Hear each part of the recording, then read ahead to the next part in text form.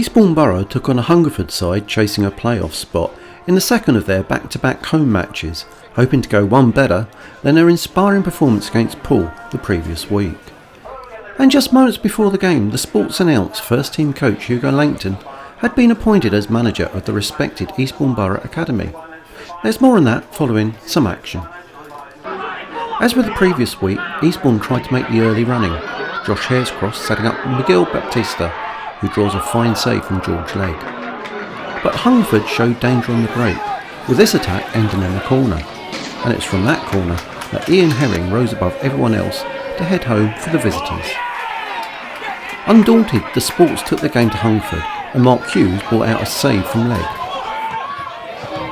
But the Borough defence had to keep alert as Hungerford were ready to break. Regardless, the home side pushed on, and Mark Hughes went close again with this effort.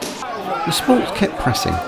Then, as the game edged towards half-time, there was controversy when Josh Hare went down in the box, but no foul was given.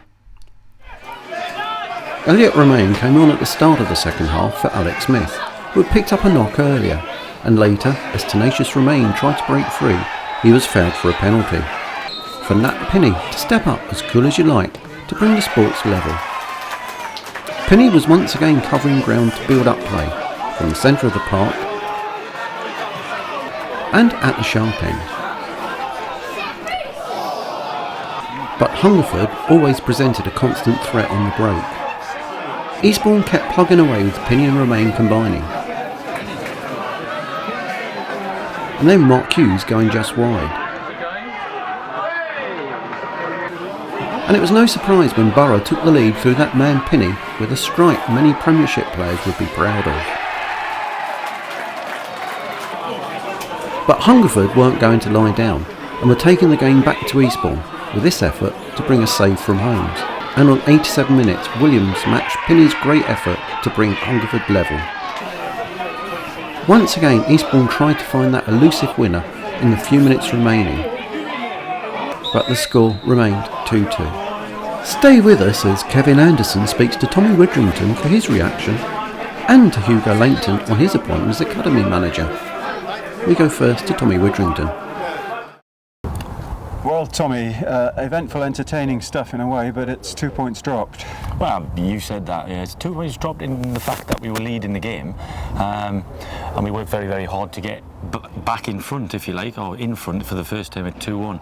I just felt we were dragged down to the level that we were playing against in the first half. Having started the game really, really well, we should have been 1-0 up. Miguel had a really good chance, and then they gone to the other end, and two people haven't done the jobs at a set piece. One hasn't challenged the lad who's headed it, and then we haven't had somebody clear the ball from the line and the post. So, you know, I couldn't grumble because, like I said, we had a spell in the first half where I just thought we're just giving the ball back to them all the time. And I told the lads, we encourage our boys to pass the ball, and we didn't do that in the first half. Got to say, we're down to bare bones. You know, I've got a left back who's had to come off the pitch at half time with an injury, so we didn't have a left-footed player on the pitch. You know, that way Josh Hare's playing left back. Christian unfortunately had to go to right back.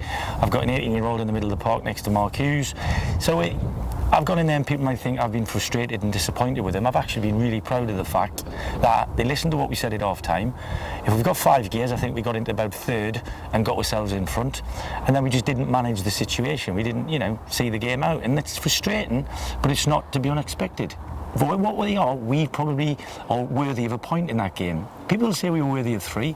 Me also, but the factors that go to winning a football match are not just scoring more goals than the opposition. You've got to be able to manage the game, and they had men all through the team, and they had a staff on the side who managed the game from the side of the pitch, whether it's vocally or what.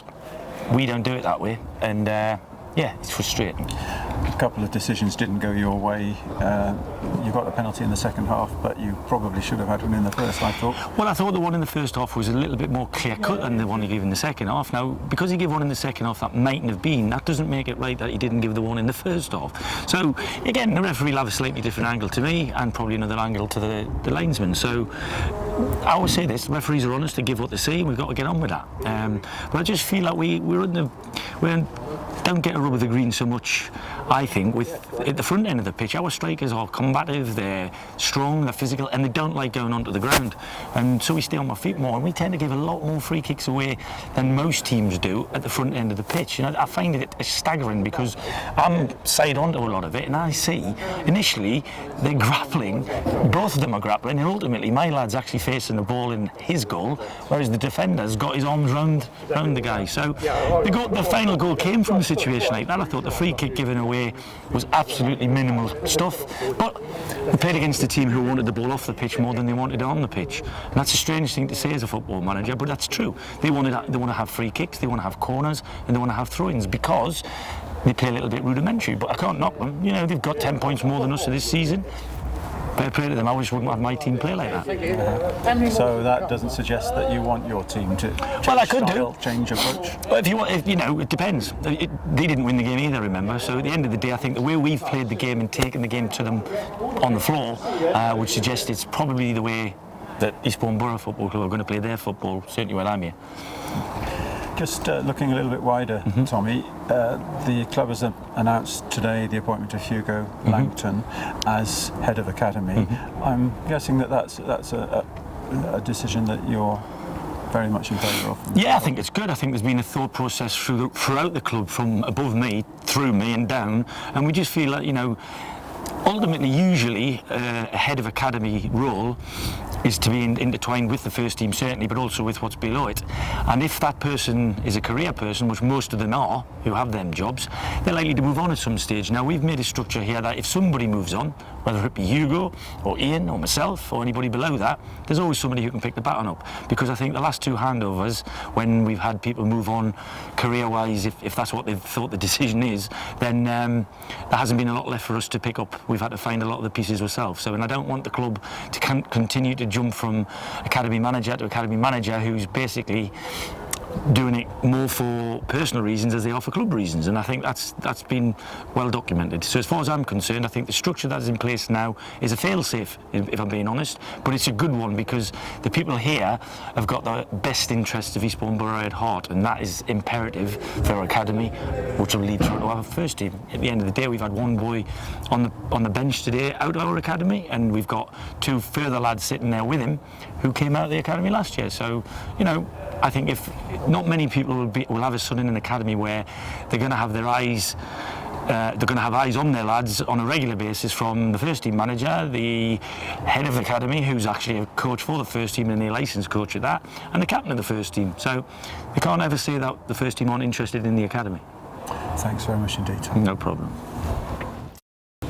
Well, I'm with Hugo Langton, who is first team coach, as most people will know, and as of today, he's also head of academy here at Priory Lane. First of all, Hugo, here's the challenge. 1 minute to give us your potted biography.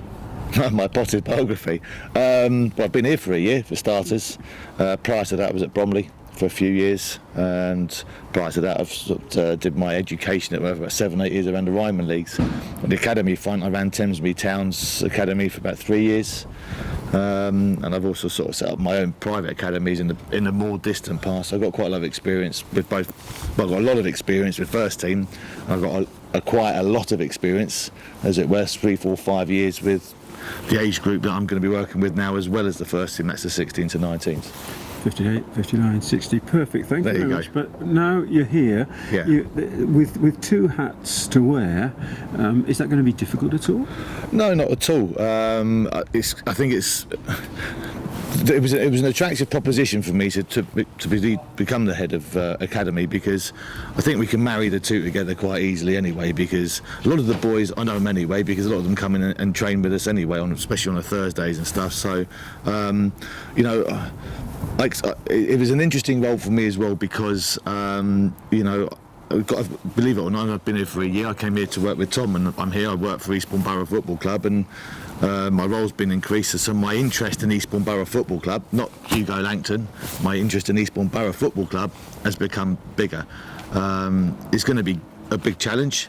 I'm looking forward to working with Ian Simpemba. Obviously, I know him very well now, and having Tommy as well dipping in and out is going to be of massive benefit. And I don't think there's going to be any, well, I can't think of any other academy in this sort of setup anywhere across this country where the players, all of them first year, second years, or the ones that are outside and come and play in the 18s, are going to have exposure to the first team manager, the assistant manager, and also the first team captain.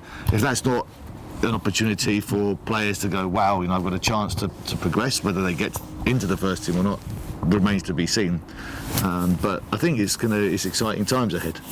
Tommy was saying exactly the same thing earlier, that it's about integrating the different arms of the football club. Yeah, I'll be honest with you, it's really in the last sort of 5 or 6 weeks that I've got to know the younger players better, because their training times were very, very different beforehand as to what we want them to be now. So we want to be able to, at least on one occasion a week, we want to integrate the academy players, as many as we can, in with the first team, but also on other ways we're looking to integrate the under 16s now with the next age group up as well. So the idea is that can we now have like a flow, as it were, and it doesn't matter if you're 15 or whether you're 18 or whatever, you can see there's a ladder, and it's there if you work hard enough, and all the other things that come with football. Who's to say that you can't do it? There's been players that have done it, so there's no reason why there can't be players in the future that are going to do the same. Smashing. Thanks very much. You're more than welcome. In the new role. Thank you very much. Thank you.